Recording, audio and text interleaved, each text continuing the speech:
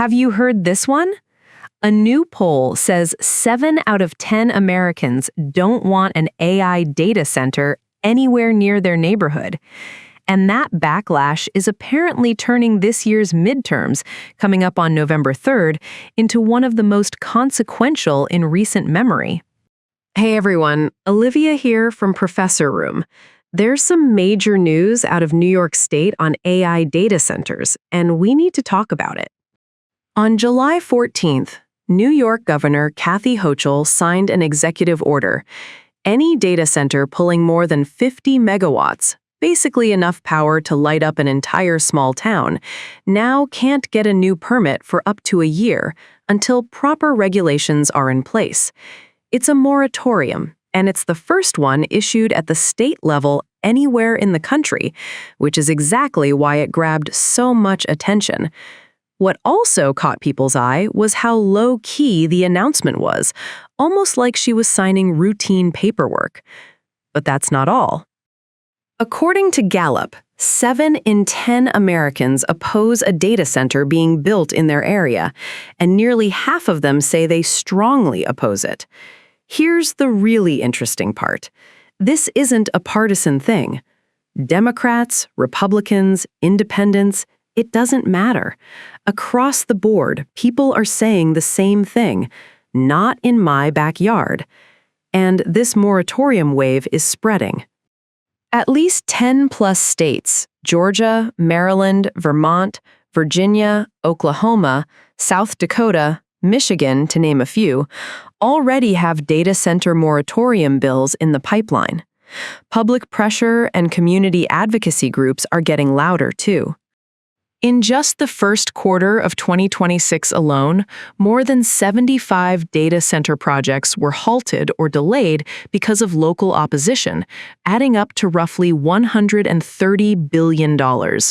What's even striking is that this figure already matches the total for all of 2025. The reason this story is blowing up comes down to one thing. The U.S. and China are locked in a fight for AI supremacy.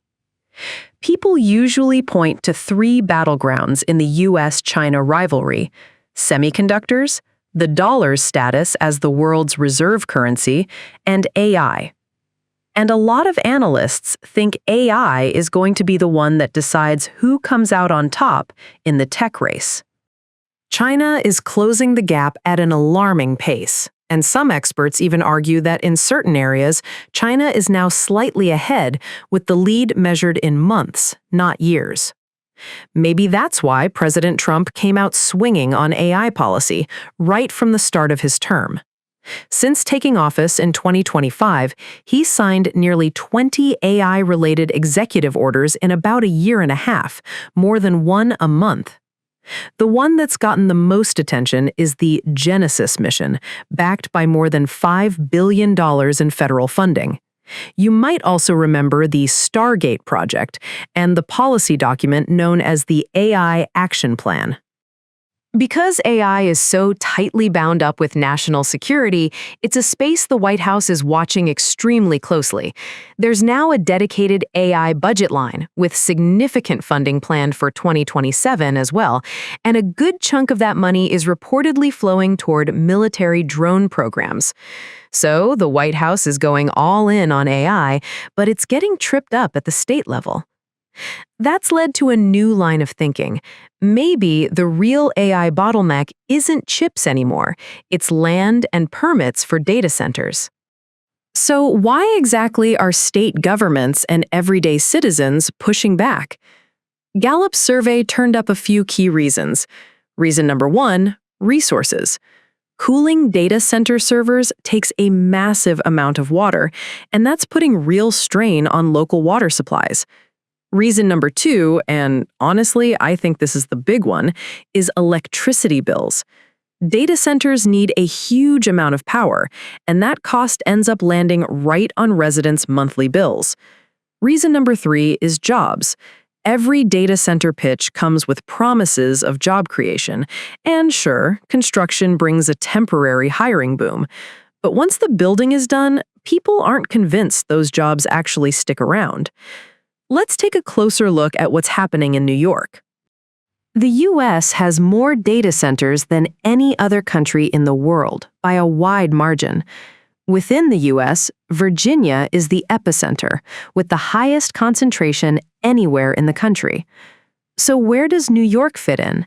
It's home to more than 130 data centers. But here's the catch. Not every data center is an AI data center.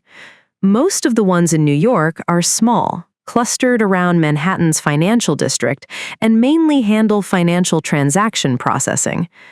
As it turns out, there isn't a single data center in the entire state that clears the 50-megawatt threshold Governor Hochul's executive order targets.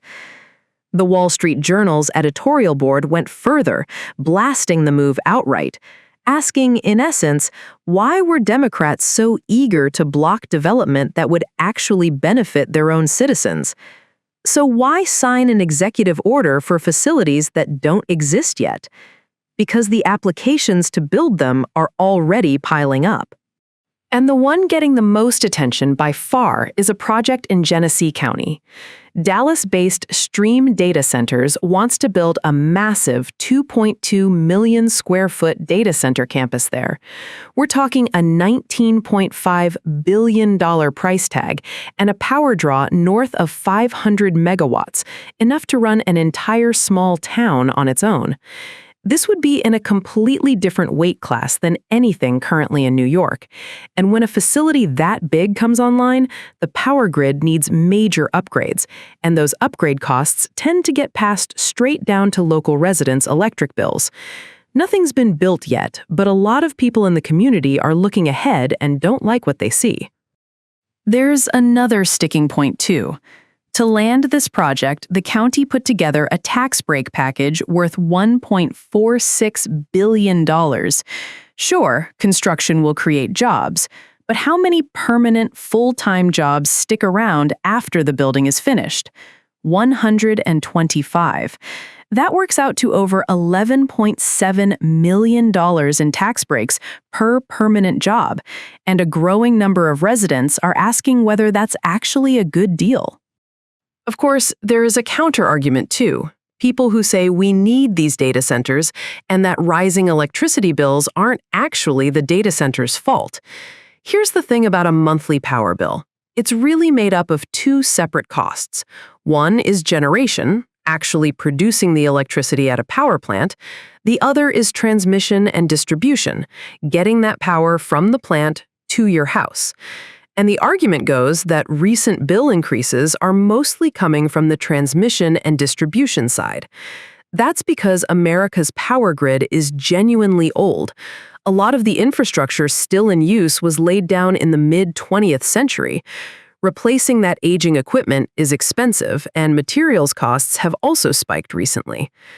New York, in particular, passed a Climate Leadership and Community Protection Act back in 2019, setting some pretty ambitious targets, like getting 70% of electricity from renewables by 2030 and zeroing out power plant carbon emissions entirely by 2040. Now, think about that for a second. If the target is zero emissions by 2040, who's realistically going to invest in new fossil fuel power plants today? That naturally creates a supply problem. So just switch to renewables, you might say. But renewables have a well-known weakness: intermittency. Wind and solar need battery storage, extra transmission lines, and grid stabilization equipment to back them up. And all of that gets folded into transmission and distribution costs. This is actually one of the main talking points Republicans use to attack the policy. So when you look at it this way, electricity bills are a massive issue, and this year especially because the midterms land on November 3rd. When people hear midterms, they usually think only of Congress, the House and Senate. But governor's races and state legislative races happen at the same time. This cycle, 36 governorships are up for grabs, along with 80% of all state legislative seats nationwide, all decided on November 3rd. Governor's races usually don't line up with presidential election years. That's by design. In a presidential year, all the attention goes to the top of the ticket, and what's known as the coattail effect can drag state races along with it. Scheduling governors' races in off years is a way of insulating state politics from national politics as much as possible. One notable feature of this cycle, an unusually high number of races have no incumbent running, whether due to term limits or retirement.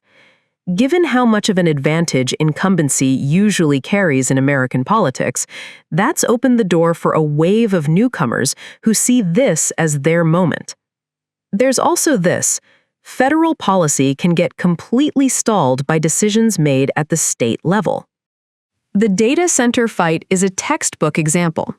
No matter how hard the White House pushes for deregulation, if a state legislature passes a restrictive bill and a governor signs it, the whole thing can grind to a halt. Governors' races have also historically been a launching pad for future presidents. George W. Bush and Bill Clinton both went from governor's mansion to the White House. Several of the names floated for the 2028 Democratic ticket are sitting governors right now, most notably California's Gavin Newsom and Michigan's Gretchen Whitmer. There's a saying that the real engine of American politics runs through the states, and that's exactly why governors and state legislature races matter so much. Which is why the data center issue is likely to play a real role in this election. Public opinion on the topic is deeply negative, as we've covered, but actually banning or freezing new construction takes a decision at the state level. That's what makes this year's midterm outcome so consequential. That said, the reaction varies sharply from state to state. Louisiana's governor has said flatly he won't sign any bill that blocks data center construction. And Michigan's Gretchen Whitmer, a Democrat no less, has also ruled out signing a moratorium bill. Her reasoning: these facilities are going to get built somewhere, so Michigan, a Rust-Belt state, might as well be the one capturing the jobs and economic activity. In practice, Michigan settled on a middle ground approach, asking data center companies to voluntarily pledge not to raise residents' electricity rates. And even New York's situation is more nuanced than it first appears. What Governor Hochul signed was strictly an executive order. There's a separate bill that already passed the New York State Legislature, a tougher one, setting the threshold at just 20 megawatts instead of 50. In other words, Hochul's executive order is actually the softer version compared to what the legislature passed, at least in terms of how many projects it covers. She hasn't signed that legislative bill yet, and a lot of analysts think she'll wait until after the midterms, and if she wins re-election, quietly decline to sign it at all. With everything we've just covered, it's easy to wonder, is this going to hold back AI data centers, and is the U.S. falling behind because of it? But if you just look at the numbers, the data center industry is actually doing fine. Despite all this backlash, the sector kept growing at a solid clip over the past year, with a vacancy rate of only about 1.4%. In other words, the problem isn't too many empty data centers, it's the opposite. Demand is outpacing supply, and everyone's scrambling to find space. There's one more important nuance here. What people are objecting to is a data center in their backyard, not data centers in general. There's a clear split between communities that welcome them and communities that fight them hard. So while data centers will likely be a meaningful issue in this year's midterms, most analysts think it won't actually stop the broader U.S. China AI race. The larger trend of AI infrastructure expansion is expected to keep moving forward regardless. So, what do you think?